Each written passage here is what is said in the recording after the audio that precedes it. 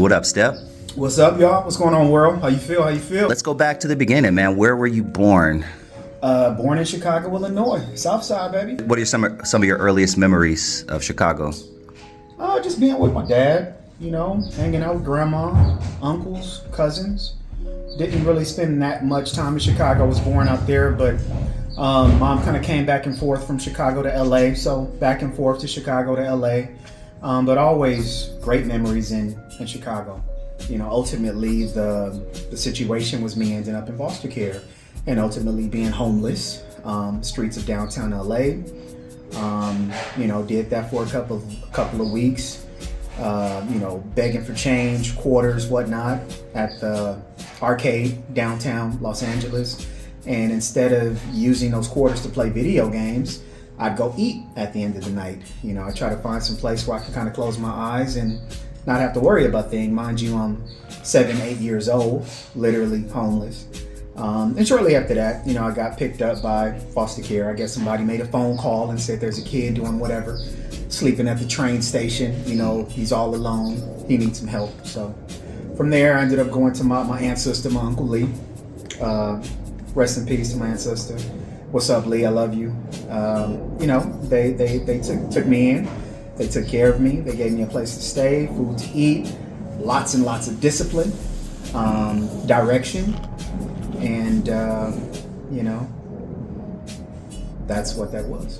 Being homeless as a kid, what are some of the memories that you have about that specific time in your life?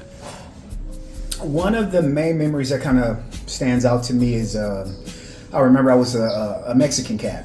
He was on the street and he was selling toys, little mechanical robots and whatnot, cars and shit like that. And I remember, he's got toys. I was kind of a safe place because I'm a kid. Let me go play with your toys. He was really cool. I was playing with the toys. And the result of me playing with the toys caused more little kids that were with their parents to want to play with the toys too. So at the end of the day, I was kind of like you line them up, get the kids to come and I'll sell them type of thing.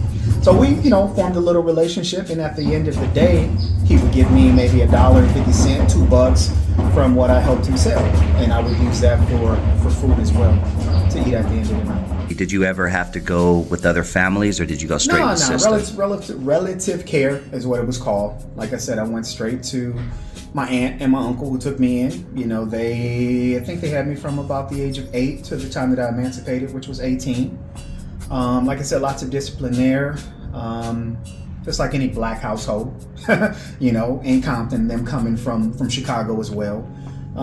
You disobey, you get your ass beat. But at the end of the day, I'm not in jail. Never been in jail. You know what I mean? You kind of know what to stay away from. But to answer your question, just one, luckily. My siblings, unfortunately, they saw a lot more than I did with regards to the system. But, I only had to see one home. To a kid out there right now who is part of the system, and they see you now, we're actually in the backyard of your very beautiful house. You have a career. You're a family man. To someone who think there's no way out right now, 8 years old, 9 years old, 12, what type of advice would you give to them?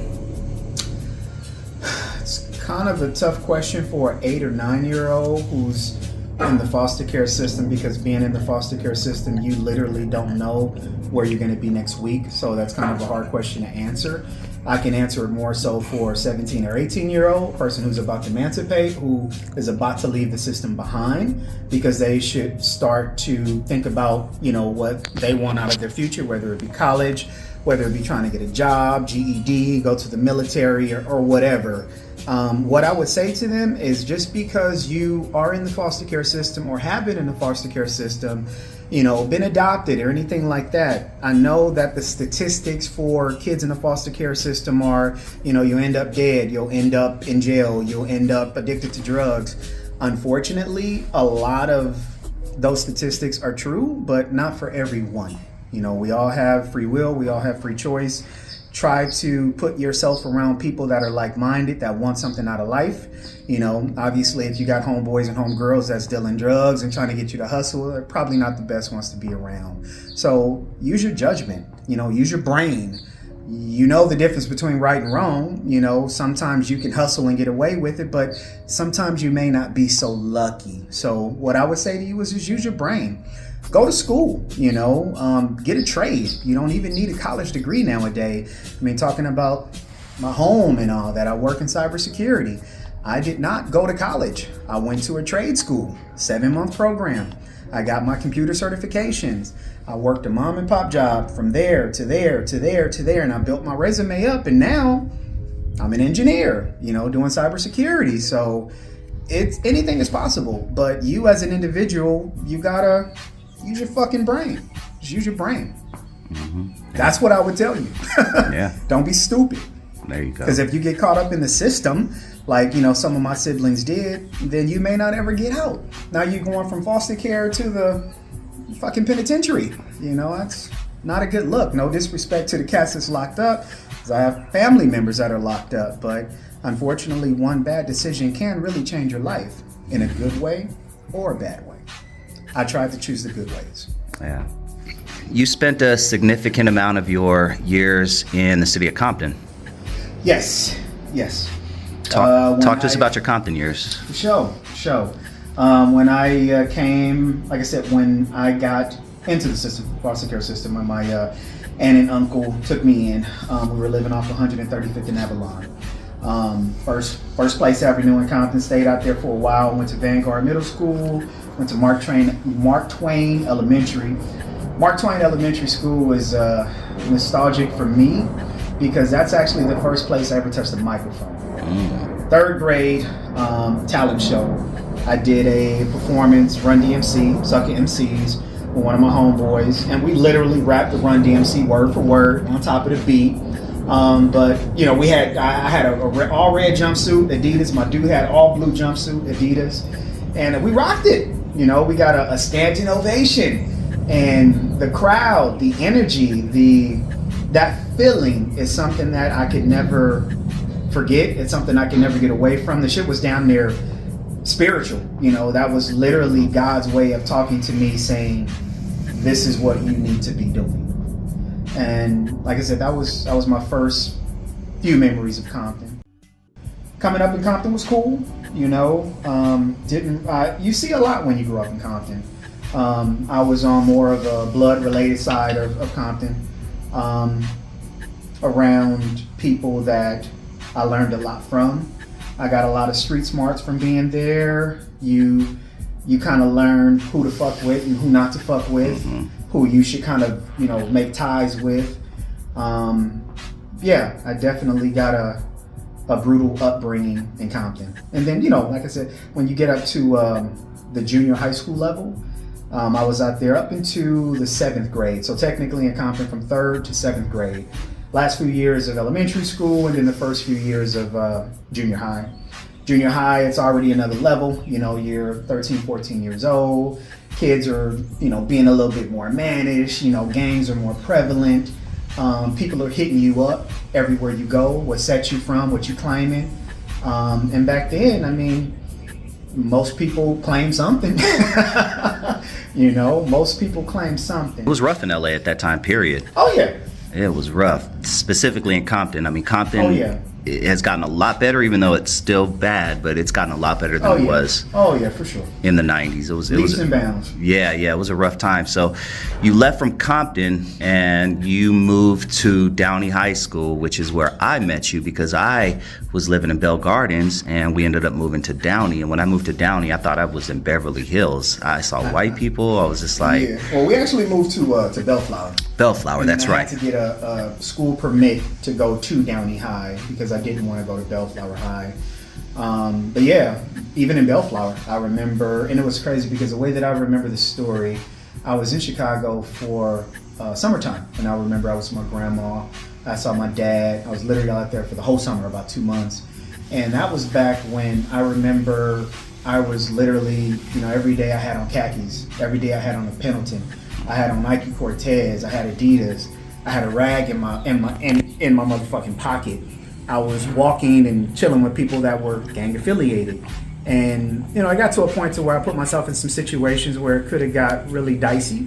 But, you know, luckily I never got hurt shot, killed, stabbed, anything like that. But back to the story. That summer when we were in Chicago, I remember coming back, getting off the plane, and my aunt and uncle picked me up. And when we drive back, we're going to Compton, we go, 135th. We go to a completely different place. So I remember walking in, and it's quiet off the bat. It's dark, boxes everywhere. I'm like, what the fuck? So we moved, basically. I think that was my aunt's way of getting me out of trouble.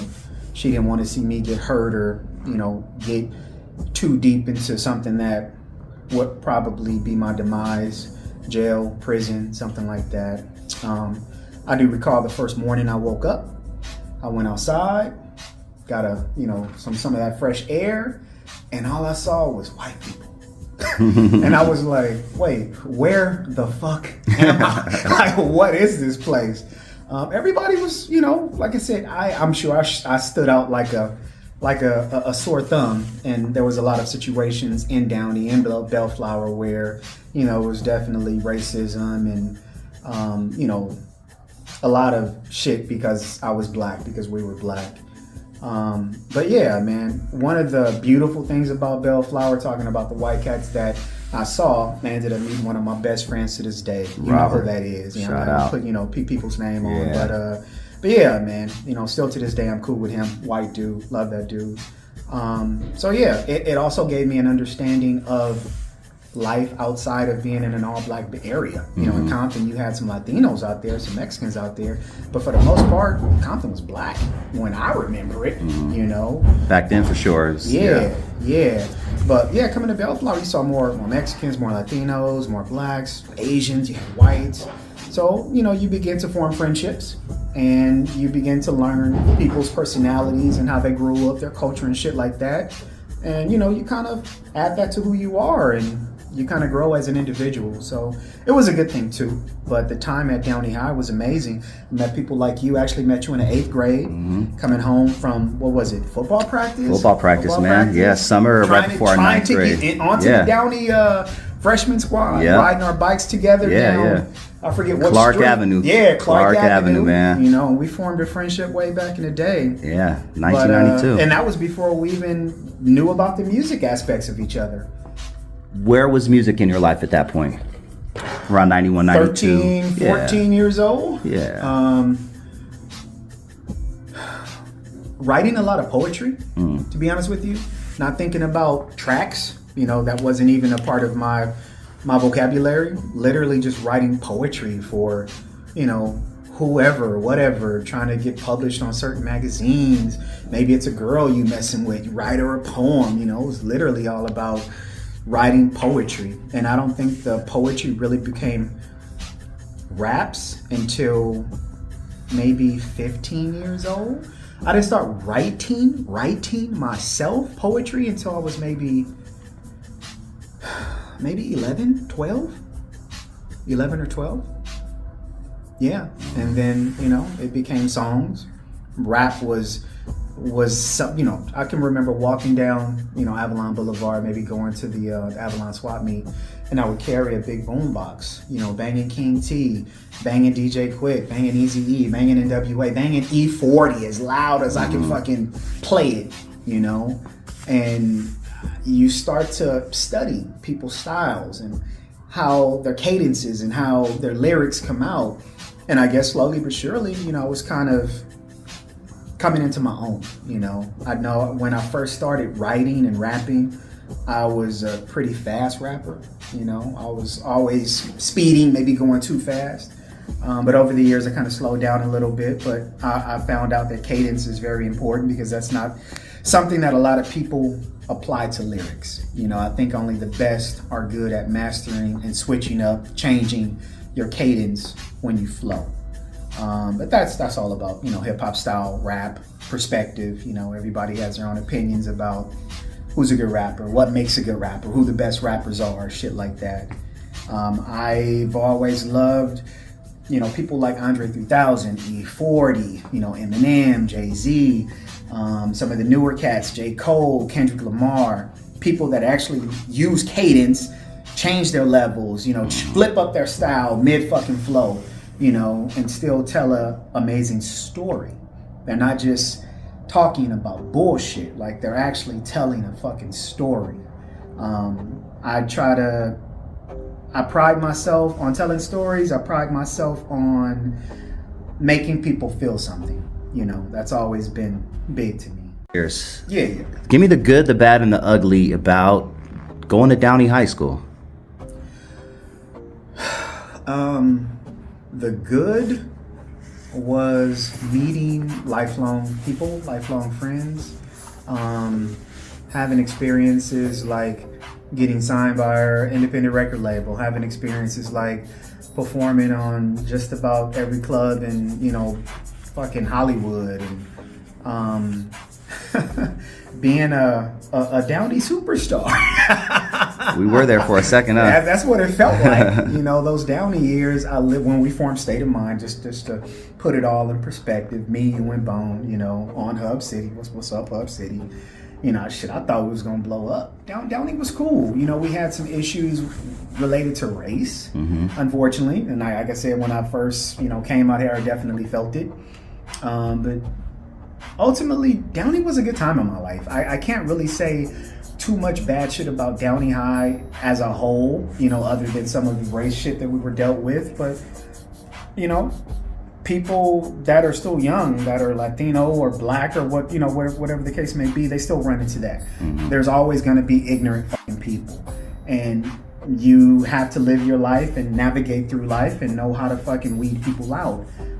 So that's probably one of the big things that I learned, you know, who to fuck with, who not to fuck with, how to, you know, gauge a white person, an Asian person, an Indian person, whatever that may be. You had a lot of contact with a lot of different cultural backgrounds.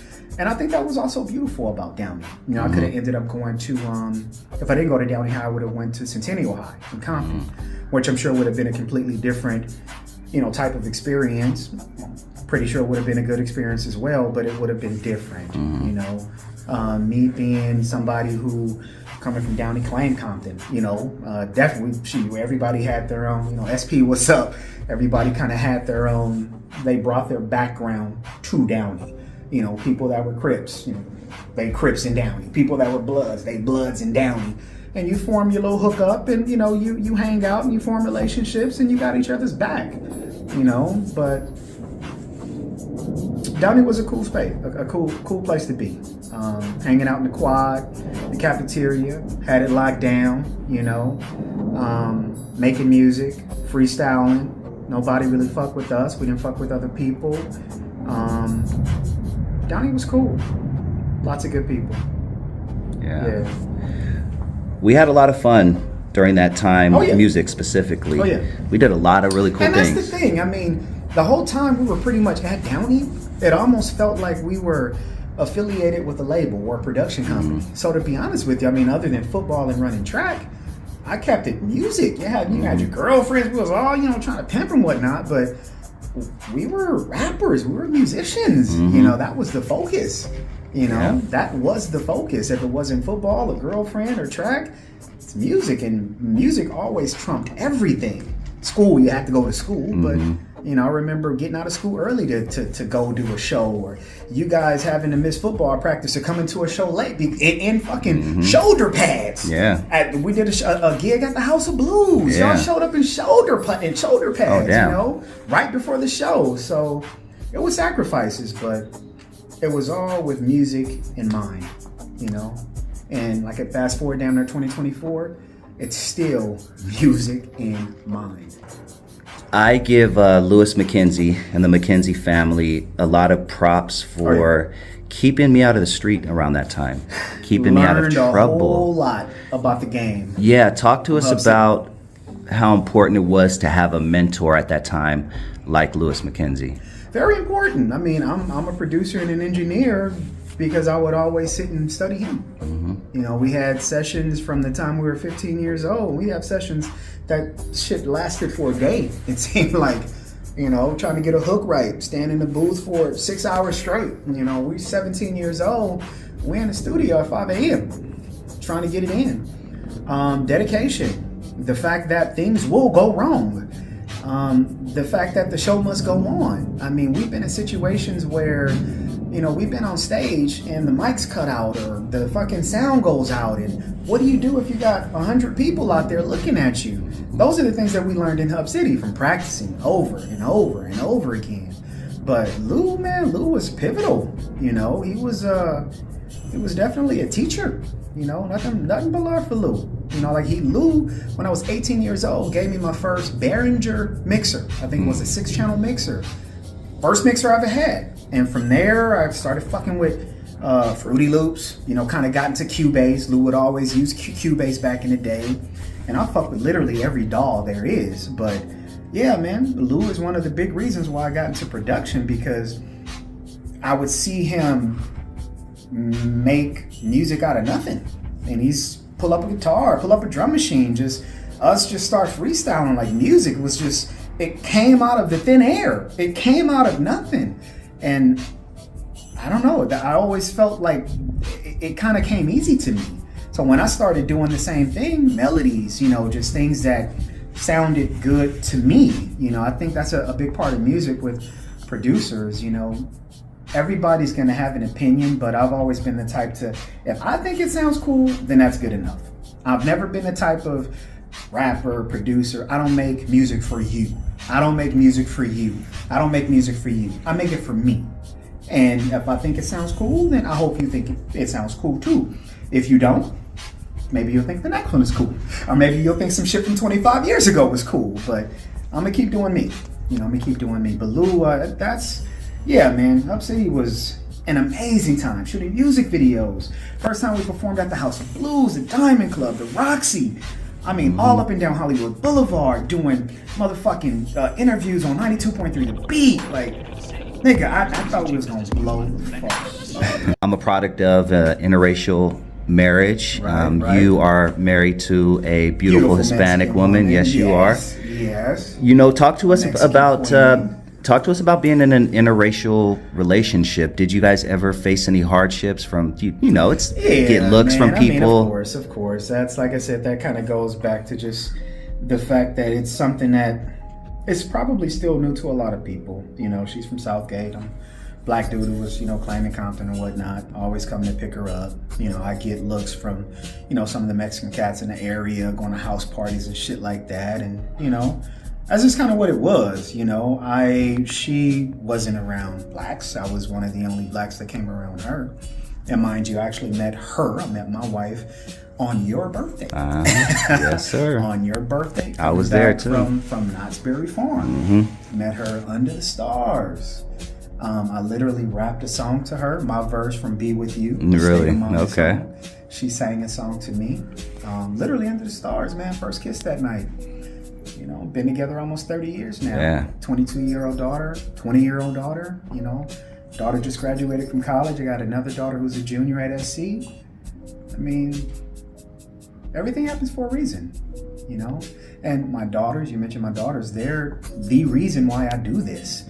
I want to leave behind a legacy. You know, I want to show them that anything is possible in this world. You know, I'm trying to make plans for their kids and their future kids. You know, life is a fucking game, and we have to play it. You know, if you want to win, you got to put your motherfucking name in the hat, and you got to spin the fucking wheel. I've always told my siblings, you know, time will go by regardless. If you're moving, if you're not moving, if you're going backwards, if you're in jail, if you're addicted to drugs, or if you're being successful and making money and money and money, time will continue to move. We only have so much of it, so why not do things that are positive? That's what I'm trying to teach my kids. You know, this music shit, this production, this, you know, making it, whatever that means. It's a dream. I mean, how many people are rappers? How many people fucking sing? How many people are actors? How many billions, billions probably. Billions, and everybody's out here. Like, how do you weed them out? You know, my name is Step 2. You know, my name is Kevin. I'm founder of Step Music, rapper, producer. I'm 46 years old this week. I've been in this game for a very long time. I've made a lot of songs and I've touched people in a lot of different ways. And I honestly think I'm just scratching the top, you know, excuse me. There's so much more music that I have in me, so much creativity. And I want the world to know who the fuck I am. You know, I think I have a lot to offer. My purpose in this world is to make music, is to touch people through music. You know, I got a group on Facebook, Love and Lyrics. You know, we want to change the world through creative expression, through art, you know, whatever that may be. You know, music has always been an escape for me. You know, growing up, I was depressed as fuck in my teenage years. I don't know if you can tell, bro. You know, You hit it well. I was there with you, but we hit it well, and thankfully we had each other. I don't think if I had a good support system like you and Bone and Camille, it would have been a rough teenage year. It would definitely been rough. Yeah, I was definitely. Yeah, no, you hit it very well. Very You hit it depressed. very well. Very depressed, and like I said, a lot of that is attributed to the way that I grew up. I'm the oldest out of 8 children. Every single one of my siblings have seen the foster care system. Half of them have probably seen the jail system. You know, it's unfortunate, but you have to make decisions to better yourself, you know? How did you make it out? What did you do different? How did you not be another statistic? Luck. Break it down. Luck in the sense that I have done things, you know, to definitely land in jail. You know, I'm not going to go into detail about those things, but you don't get caught. You know, growing up in Compton, you know, hanging out with people that really didn't give a fuck, so to speak. You know, I'm talking about myself. You know, you put yourself in situations and you do things. You're young, you're dumb, you know, you're trying to show off, or you're, you know, whatever it may be. You know, let's just say I never got caught. You know, I never got caught. But not to say I didn't know the difference between right and wrong. I mean, there was a few situations where I was apprehended, handcuffs on me in the back of the motherfucking cop car. And the cop is, you know, dealt with the decision, do I call your guardian or do I take your ass to jail? Luckily, that cop called the guardian, you know, and I was able to get out of the situation. That happened a few different times. You know, like I said, it's not that I never did the dirt. I just got lucky, you know? And I thank God for that luck, because obviously that wasn't supposed to be my fate. That wasn't supposed to be my future. But I definitely have a story to tell, you know? Like I said, unfortunately, I have siblings who weren't that lucky, but they still have time. They still have time, you know? They still got time. It's beautiful. And you can change your life. You just have to start one decision at a time. You know, the road that I took was always the safe road. When I was 18 years old, I emancipated out the foster care system. I immediately started working for, I'm not gonna say who I work for, but I stayed at that job. Medical, dental benefits, a check every few weeks, stability. You know, I didn't have my first daughter until I was 23 years old. You know, got married at the age of 24. 18 years old, was living in Santa Fe Springs, had my own apartment. I moved out at 18 years old. When I emancipated, I was done. I had to work. I had to have my little car. I had to pay for that shit because I didn't want to be where I was. Like I said, I love my aunt and uncle, but it just wasn't the best situation for me, you know. So I needed to get my own shit. I needed to move out. And in order for me to retain that little lifestyle that I was living, you know, my fucking McDonald's, top ramen noodles, microwavable pizzas, sitting on a crate in the living room watching Half Baked with your ass, yeah. You know, I needed a job. So that was always a safe place. And I think that was the best bet that I ever took, because as the years went by, I was able to kind of build a little here and there, go to school here and there, find out that college wasn't for me here and there. And like I said, I made the decision to go to computer networking school when I was like 22, you know, and it paid off. It paid off. But sheer luck, you know. I often go back and kind of rerun those situations. If that cop would have taken me to jail, where would I be today? I'd probably still be in the jail system, to be honest with you, you know. But scared me enough to kind of change my ways, stop doing stupid shit, wasn't a fucking criminal, you know, but still being a black man in America, especially when you're a minority in the area that you're living in, white cops everywhere or whatnot. It could be something as small as a dime bag of weed. And fuck, it's 2023 right now. Weed is legal. You know what I mean? But back then, when we were in high school, it was looked at like fucking cocaine and heroin. Yeah. You know, so like I said, I wasn't a criminal, but the wrong decision could have fucked me up for a very long time. Let's go see where the magic happens. Step music, y'all. Welcome to the lab. It's a little dirty, but welcome to the lab. Where all the magic happens. Yep. Studio One, you know. How big of an inspiration is Kobe to you? Oh, Kobe's a god to me. Mamba mentality. Kobe, rest in peace. Gigi, rest in peace. Gone too soon, man. Kobe was literally a god to me. Yeah. So much, not even from a sports perspective. The way he thought, his work ethic. Kobe was not from here. It's a good vibe in here. Tell everybody, give kind of an idea of what your setup is. Full Studio One setup. Studio One 32SC, running Studio One software version 6.5.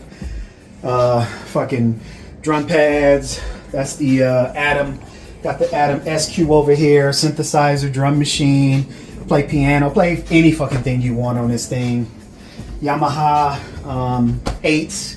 Very high quality. You gotta have the studio, the lava lamp. Gotta have the lava lamp. Got the step music right here. This was created from my uncle in Chicago. Love you, Junior. Sub down there, just for that thump. But this is where all the magic happens for the most part. So much processing power. I got a really cool laptop, which handles high-speed processing. I can do compression, mixing, mastering is pretty quick and easy to do, but it's all a matter of listening to your ear. You know, you get a mix out, you got to take it to the car, you know, run back, make it tweak, whatever it may be. But it's a lot easier with this. This is more professional. You know, it has a very true to life sound, and I think that sometimes you have to invest money. You know, I started with a little 2-channel audio interface, cheap microphone, like I said, Fruity Loops, you know, 4-inch speakers and whatnot. You get a shitty sound, but you can still create. You know, not saying that you can't create with that, but as you get up in the level, like I said, I'm almost 46. We've been doing this for a long time now. You got to spend some money.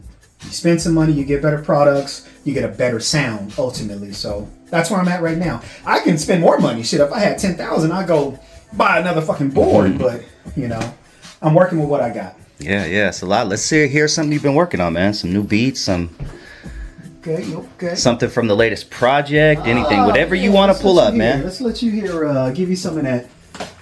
I dropped an album on the 12th of November. It's called AI, Audio Intelligence. So I will let you guys bang some 12th of that. of September, right? 12th of September. Yeah. Yes. Audio Intelligence. This is called Last Days.